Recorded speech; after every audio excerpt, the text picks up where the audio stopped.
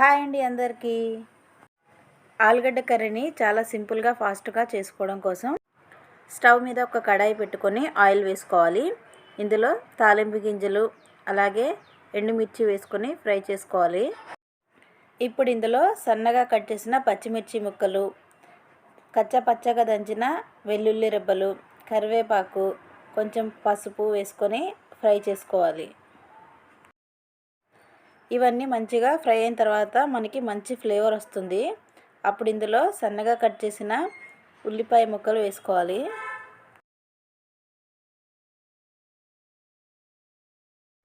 ఈ ఉల్లిపాయలు తొందరగా ఫ్రై అవ్వడం కోసం కొంచెం ఉప్పు యాడ్ చేయండి.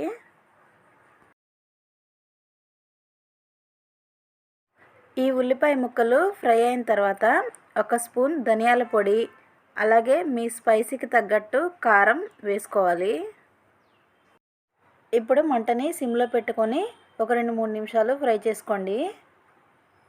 ఇవన్నీ బాగా ఫ్రై అయిన తర్వాత ఇప్పుడు ఇందులో ఉడకపెట్టుకున్న ఆలుగడ్డ ముక్కలు వేసుకొని ఈ స్పైసెస్ అన్నీ ఈ ముక్కలకి పట్టేలాగా మంచిగా కలుపుకోవాలి. అలాగే మంటని సిమ్లో పెట్టుకొని ఒక 5 నిమిషాలు ఈ ఆలుగడ్డ ముక్కల్ని బాగా ఫ్రై చేసుకోవాలి.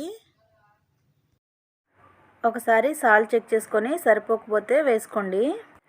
అంతేనండి, మన ఆలుగడ్డ కర్రీ రెడీ అయిపోయింది. ఈ కర్రీ అన్నంలోకి చపాతీలోకి చాలా బాగుంటుందండి. ఈ వీడియో నచ్చితే ప్లీజ్ సబ్స్క్రైబ్.